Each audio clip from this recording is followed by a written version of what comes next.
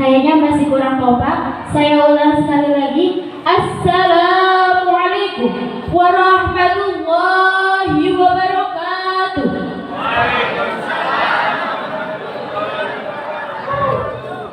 Bismillahirrahmanirrahim. Alhamdulillahirabbil alamin. Wassalatu wassalamu ala asrofil anbiya'i wal mursalin wa ala alihi wa sahbihi ajma'in. Amma ba'd. Yang terhormat kepada Gus Anam Wahid selaku Ketua Yayasan Al-Qadiriyah Darun Najah, yang terhormat kepada Bapak Chandra Dwi Putra selaku Kepala Sekolah SMK Plus Darun Najah, yang terhormat kepada Bapak Ibu Guru beserta staf tata usaha SMK Plus Darun Najah, dan tak lupa juga kepada teman-temanku semua dan wali murid dari siswa-siswi SMK Plus Darun Najah yang dirahmati Allah. Pertama-tama, marilah kita panjatkan puji dan syukur kehadirat Allah Subhanahu wa taala bi qaulina alhamdulillahirabbil alamin, yang mana pada kesempatan kali ini kita masih diberi nikmat sehat sehingga kita bisa menghadiri acara perpisahan kelas 12 dan kenaikan kelas, dan seraya membangkitkan kembali rasa hati kita untuk terus berbakti kepada ayah dan ibu kita. Salawat beserta salamnya Allah semoga selalu terlimpah curahkan kepada junjungan kita Habibana wa Nabiyana Nabi Agung Muhammad sallallahu alaihi wasallam, kepada para keluarganya, kepada para sahabatnya, dan kita selaku umatnya semoga mendapatkan syafaat beliau di yaumil akhir nanti. Allahumma amin. Hadirin yang dirahmati Allah, pada kesempatan kali ini saya ingin menyampaikan tentang sosok malaikat tanpa sayap yang sungguh bersusah payah dalam melahirkan kita hingga kita menjadi sosok yang berbahagia pada saat ini. Siapakah dia? Dia adalah ibu kita yang telah melahirkan kita dengan rasa sakit yang amat luar biasa. Hadirin yang dirahmati Allah, Allah Subhanahu wa taala berfirman dalam Quran surat Al-Luqman ayat 14 yang berbunyi, A'udzu billahi minasyaitonir rajim. Bismillahirrahmanirrahim. Wa wasaina al-insana biwalidayhi hamlathu ummuhu wahnan wa 'ala wahnin wa fisaluhu fi 'amaini anishkur li wa liwalidayya ilayyal masyir, yang artinya, dan kami perintahkan kepada manusia agar berbuat baik kepada kedua orang ibu bapaknya. Ibunya telah mengandungnya dalam keadaan lemah yang bertambah-tambah dan menyapihnya dalam usia 2 tahun. Bersyukurlah kepadaku dan kepada kedua orang ibu bapakmu, hanya kepadakulah kembalimu. Dalam surat ini berisi tentang perintah Allah kepada manusia untuk berbakti kepada kedua orang tuanya dengan berusaha melaksanakan perintah-perintahnya dan memenuhi keinginannya. Surat ini lebih menekankan tentang perintah berbakti kepada seorang ibu. Hal ini telah menunjukkan bahwa Allah Subhanahu wa taala telah menjelaskan perjuangan tanpa batas dari seorang ibu dalam melahirkan dan menyusui anaknya. Hadirin yang dirahmati Allah, Rasulullah Shallallahu alaihi wasallam pernah berkata bahwa orang yang wajib dihormati ialah seorang ibu, sampai disebutkannya 3 kali oleh Rasulullah dalam hadis ibu, dan baru Rasulullah mengatakan kata seorang ayah itu pun hanya 1 kali. Sebagaimana disebutkan oleh Abu Hurairah radhiyallahu anhu, dia berkata, ada seorang laki-laki yang datang kepada Rasulullah Shallallahu alaihi wasallam kemudian bertanya, "Ya Rasulullah, siapakah orang yang paling berhak saya hormati?" Rasulullah menjawab, "Ibumu." Orang itu bertanya lagi kepada Rasulullah, "Lalu siapa lagi ya Rasulullah?" Rasulullah menjawab lagi, "Ibumu." Dan orang itu bertanya lagi kepada Rasulullah, "Setelah itu siapa lagi ya Rasulullah?" Rasulullah menjawab lagi, "Ibumu." Dan orang itu bertanya lagi untuk yang keempat kalinya kepada Rasulullah. Kemudian setelah itu siapa lagi ya Rasulullah? Akhirnya Rasulullah menjawab dengan kata, "Ayahmu." Hadis riwayat Muslim. Mungkin dalam benak kita bertanya-tanya, mengapa Rasulullah Shallallahu alaihi wasallam menyebut menyebutkan hadis ibu 3 kali daripada seorang ayah. Dan mengapa ayah tidak disebutkan pertama kali?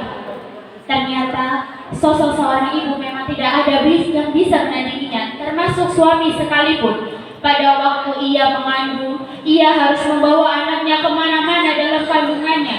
Meski mempersulit aktivitasnya, ibu tetap tegar menjalani kandungannya. Tidak hanya itu, ibu juga harus merasakan sakitnya melahirkan.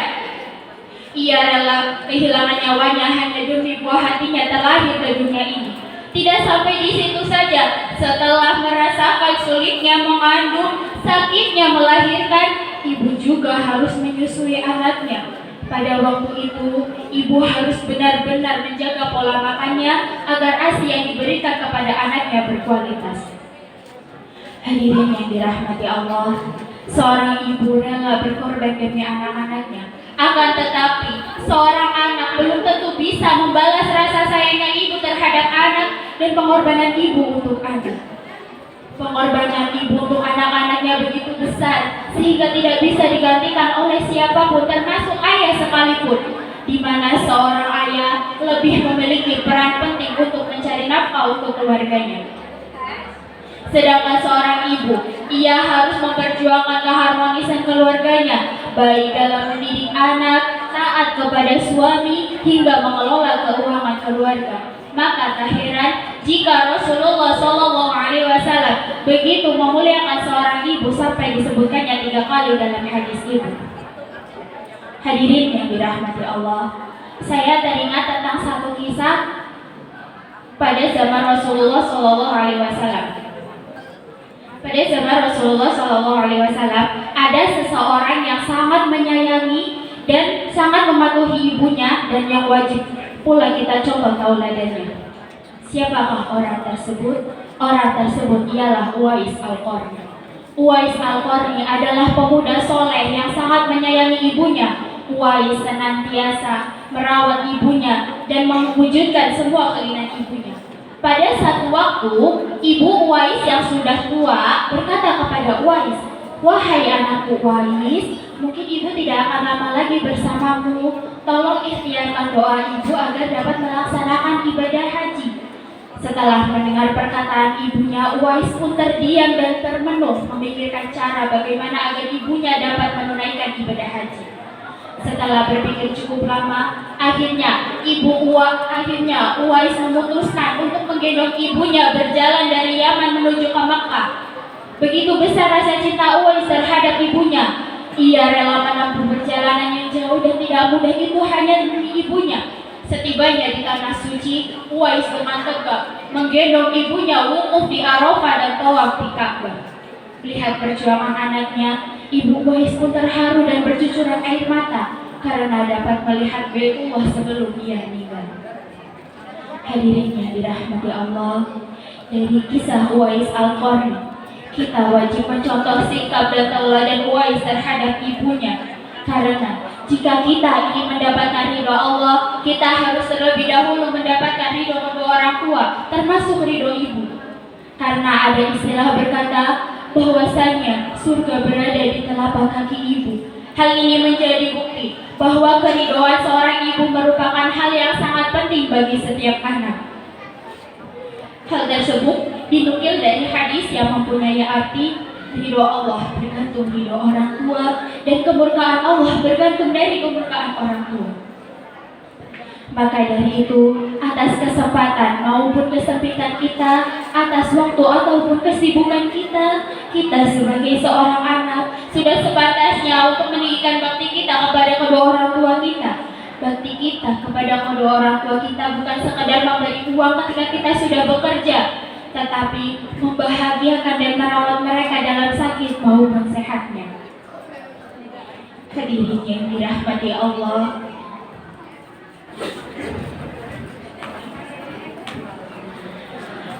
ibu kita sudah berjuang untuk kita mati-matian.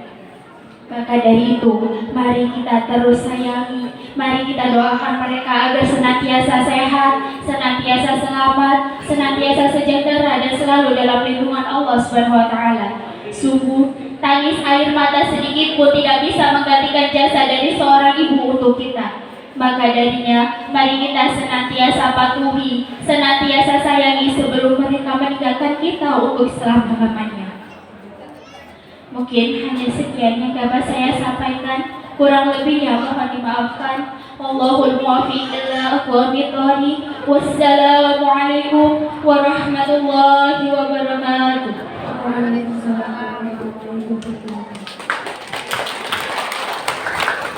Thank you very much, Mr. Lee Anjali. Kepada saudari